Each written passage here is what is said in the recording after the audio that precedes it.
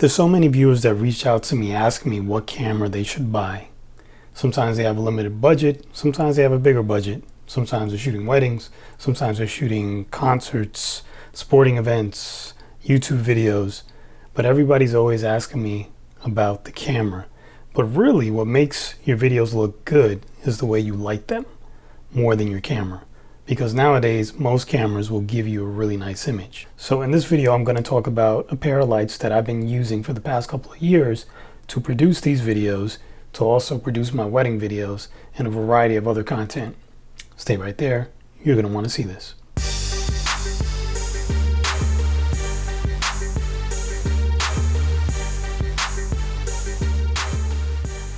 So when I started doing these YouTube videos many years ago, I used to always try doing them outdoors. And the reason I did that was because when you shoot outdoors, the lighting is very good. And no matter what camera you're using, if your lighting is good, you're going to make your images look much better. So I would try to shoot in my backyard or a park or downtown somewhere, just so that I had good lighting and I didn't have to set lights up. The only problem with shooting outdoors, though, is that you can't control the elements. Sometimes it might rain. There were situations where it was crazy windy, or as you may have seen in my backyard many times, I'm smacking freaking mosquitoes off my bald head non-stop or off of my legs. I mean, mosquitoes love my blood. It's just tasty to them, so they attack me relentlessly. Also is the image stabilization. Oh, just called it a mosquito. Anyway, the image stabilization, and so I can't control that, and it's very annoying. And if you haven't already done so, please go ahead and subscribe to my channel. Just to let you know, in the next video, we'll be talking about the Filworld F6 Plus. There were some firmware updates for this particular monitor, and I just want to address that because I made a whole video about it, and at the time, there was no firmware update, but now it's even better, and I want to share that with you, as well as some tips for the Filworld F5 and making it a little bit more functional. So fast forward a little bit, and I decided, okay, I'm going to shoot indoors, but I'm still going to try to utilize the natural light. So I did so in what I call the sunroom in my house, which is basically an enclosed kind of patio area, or it's really just a big room that has a lot of light coming in at the back of my house. That's where you see that nice little brick wall from, I don't know, maybe a dozen of my videos. The problem with that is it only works in the morning, because once you hit noon and thereafter, the sun is beaming in through those windows, and it creates these hot spots on my face and on the bricks behind me, and it doesn't look very good. So I have a very short time to actually use that space to shoot these videos. So fast forward again, and that brings you to what you typically see in my office now, which is this illuminated back wall, which is normally blue. Sometimes it might be purple or red or pink or whatever color I want to make it. Once I got to my office, the lighting that I did have was the softbox sets that you find on Amazon by various manufacturers that come with like the 3-point lighting set. So you have 3 light stands, you have 3 large softboxes, and they come with usually daylight bulbs in them, and that's how you shoot.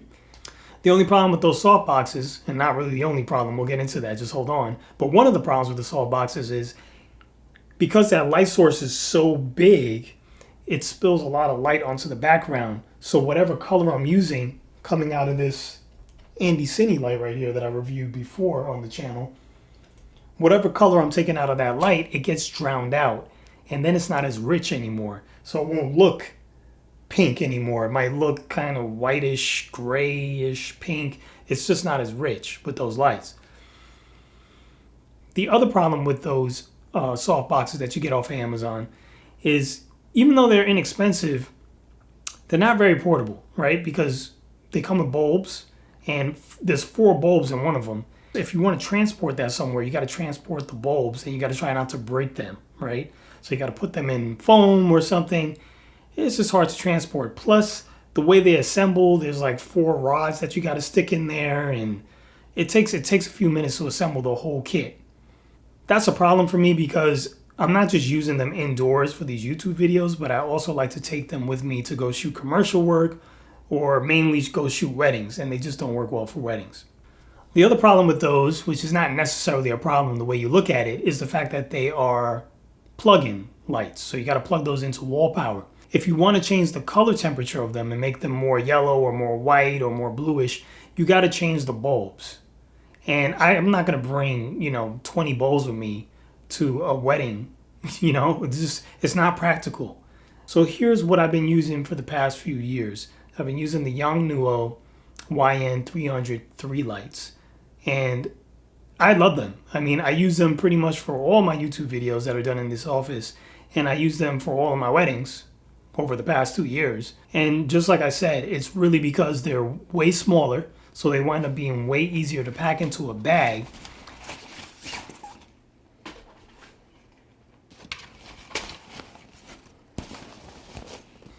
And then it also will allow me to direct the light more so that it doesn't spill on the back of the walls. Now, if you watch some of my videos on this channel, I review different products, and I use these lights all the time to showcase different buttons and dials on the products, and I'm able to direct the light and still keep the background blue or red or whatever color I want. And that, to me, is a big deal. Being able to control the light very easily. And I'm able to do that with the barn doors that are built into these lights. So now another benefit to having the LED lights over the soft boxes that plug into the wall, you get to use the batteries in them. And you can use those Sony MP batteries, either the 550s, 970s, I think they have 770s, whatever you like. But in my testing, the 550 lasts for about an hour at full power without dimming. And if you use the 970s, you'll get just a little over 2 hours without it dimming. And then over the course of the next 2 hours, the lights slowly dim little by little. But that's probably because of the battery I was using. I have a feeling it's not that good, because it was weird to me that it started decreasing for a whole 2 hours slowly but surely. I think with a better battery, probably would have held that till maybe like the last 20 minutes or something, and then started dimming. So I got about 4 hours of life out of these with the 970 batteries, which is pretty good. So most times when I'm using this light, I'm not running it at full power. To run it at full power, you need to have the 3200 Kelvin lights all the way up to 100%. And you also need to have the, I think it's 5500 Kelvin lights all the way up to 100%. It's very rare that I'm running that to its maximum.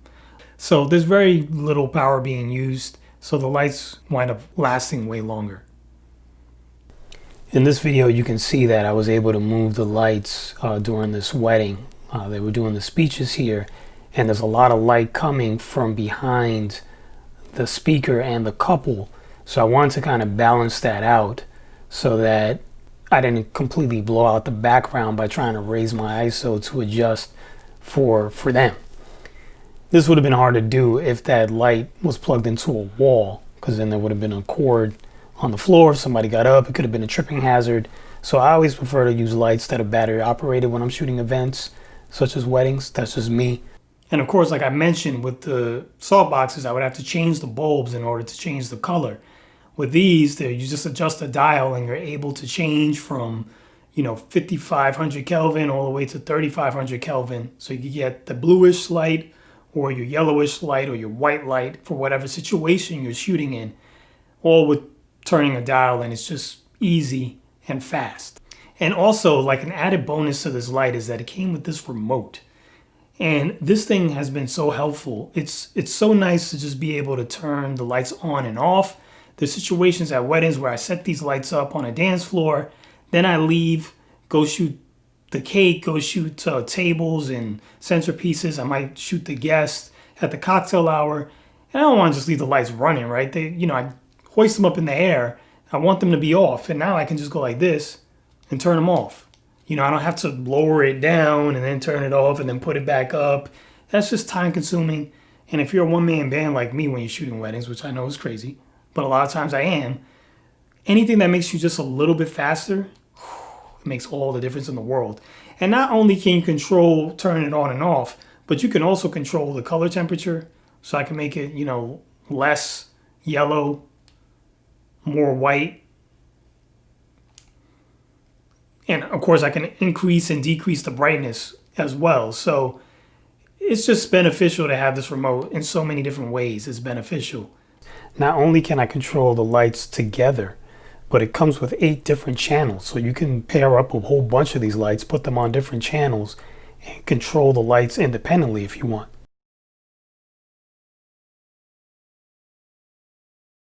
And I mean, that's pretty much about it. I just want to show you the lights I've been using, how I use them, why I use them, why I don't use the other cheap softboxes.